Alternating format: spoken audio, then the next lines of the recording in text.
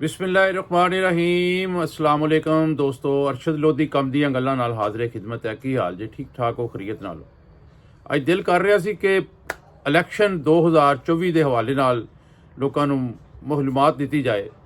ਵੈਸੇ ਤੇ ਮੈਂ ਆਪਣੀ ਸਾਬਕਾ ਵੀਡੀਓ ਦੇ ਵਿੱਚ ਕਾਫੀ ਦਫਾ ਇਹ ਕਹਿ ਚੁੱਕਿਆ ਕਿ ਇਲੈਕਸ਼ਨ 2025 ਤੋਂ ਪਹਿਲੇ ਕੋਈ ਨਹੀਂ ਹੈਗਾ, ਲੇਕਿन ਹੁਣ चूँकि बड़ी गहमा गहमी हो गई है, इलैक्शन कमीशन ने कागजात नामजदगी भी हासिल कर ले, सारा कुछ हो गया, लोगों ने कागज़ जमा करवा दिते, पार्टियां भी मुतहरक हो गई, जलसे जुलूस भी शुरू हो गए, लेकिन अजे भी अल्हम्दुलिल्लाह मैं अपने मौक़िफ़ ते कायम हाँ कि इलैक्शन 2025 तो पहले नहीं गए। मैं खुद पाकिस्तान पीपल्स पार्टी के प्लेटफार्म ते इलैक्शन लड़ना बहरिया टाउन लाहौर तो PP 171 जोड़ा हूँ 165 बन गया, लेकिन मैं अपने कागज़ सिर्फ इस वास्ते जमा नहीं कराए क्योंकि मेरे इलम दे विच है कि इलैक्शन नहीं हो रहे। बहुत सारे दोस्त इस चीज़ पर बहस मुबासा कर रहे हैं कि जी इलैक्शन हुण तो हो रहे हैं जी, हर सूरत ते होणगे, लेकिन नहीं हो रहे। किसी भी सूरत इलैक्शन होंदे नज़र नहीं आ रहे। कल सैनेट का इजलास होया जिहदे च सिर्फ 14 अरकान जिहड़े ने वो हाज़र सन। उहदे च इलैक्शन नूं मुलतवी करन दा बिल पास किया गया, जिहड़ा कसरते राय नाल उन्होंने पास कर लिया। ये भी एक बहुत बड़ी इस चीज़ की निशानी है कि इलैक्शन नहीं हो रहे, क्योंकि जो कुछ भी हो रहा है सोची समझी साजिश के तहत हो रहा है। कोई भी अरकान, चाहे वह पाकिस्तान पीपल्स पार्टी का होवे, PTI का होवे, नून लीग का होवे, वो पार्टी की मुशावरत तो अलावा कोई अपना बयान जारी नहीं कर सकता। तो अगर पीपल्स पार्टी का उम्मीदवार ने हमायत की है और उहदी हमायत दे विच तकरीर भी की है, तो इसका मतलब है कि पाकिस्तान पीपल्स पार्टी भी इलैक्शन नहीं चाह रही। इस तरह PTI के अरकान ने भी हमायत की, तो लगता है कि वह भी इलैक्शन नहीं चाह रहे, नून लीग भी इलैक्शन नहीं चाह रही।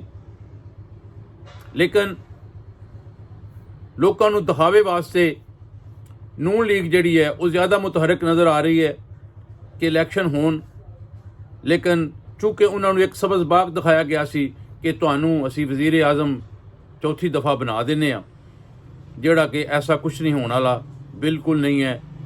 जिंदगी दे विच कदी सोचियो भी ना कि नून लीग चौथी दफ़ा नवाज शरीफ नूं वज़ीर आज़म बना देंगे।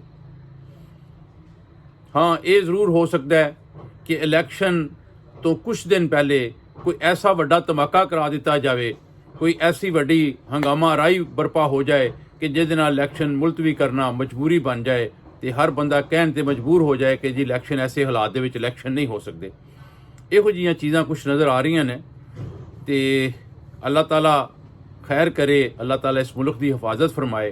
वैसे एक मशवरा तन मैं तुहानूं एक गल दसां कि इस वेले पाकिस्तान दे उत्ते जिहड़ियां सूबाई हुकूमतां ते फाकी हुकूमत जिहड़ी चल रही है, इन्हां दे टोटल अरकान जिहड़े इस वेले जिन्होंने असी मराद दे रहे हैं, तनख्वाहां दे रहे हैं, जिहड़े हुकूमत चला रहे हैं, मेरा ख्याल है कोई 100 के लगभग ने। तो दोस्तों एक जगह ते 100 बंदा, तो अगर इलैक्शन हो जाते हैं तो तकरीबन 3-3.5 हज़ार बंदा जिहड़ा है वो इस मुल्क के उत्ते MNA MPA ते वज़ीर मशीर बन के मुसलत हो जाएगा। तो की तुसीं समझदे हो कि वो 3,000-3,500 बंदे नूं असीं तनख्वाहां, उन्हां दी मराहत और उन्हां दियां अजाइशियां वास्ते ये जिहड़ा मैदान है ये असीं क्लीयर कर दईए, ताकि वो साडे उत्ते मजीद महंगाई दे बिल जिहड़े ने बंब ने वो सुट्टी जान, बिजली मजीद महंगी हो जाएगी, पेट्रोल मजीद महंगा हो जाएगा, क्योंकि दो चीज़ां हुंदियां ने जिहड़ियां महंगियां करके हुकूमत अपने कर्जे लाने की कोशिश करती है। तो दोस्तों मेरा ख्याल है कि इलैक्शन नहीं होना चाहिए, किसी भी सूरत इलैक्शन नहीं होना चाहिए, क्योंकि इस वेले हुकूमत जिहड़ी चल रही है वो बेहतरीन डगर ते चल रही है। तुसी देख रहे हो कि यह थोड़े से अरसे दे विच महंगाई ते भी कंट्रोल होया, डॉलर ते भी रेट घटिया, गोल्ड भी घटिया, बाकी भी जरूरियात जिंदगी दी चीज़ां जिहड़ियां ने थोड़ियां बहुतियां, ज़्यादा नहीं लेकिन थोड़ियां बहुतियां जरूर घट गई ने बा निस्बत पहली हुकूमत दे। जिहड़ी 16 महीने की हुकूमत सी उन्हें मुल्क का बेड़ा गर्क ज़्यादा कर दिता सी, महंगाई च हर बंदे दियां चीखां निकल आईयां सन, लेकिन उस तो बाद थोड़ा जिहा सिलसिला ये रुकिया।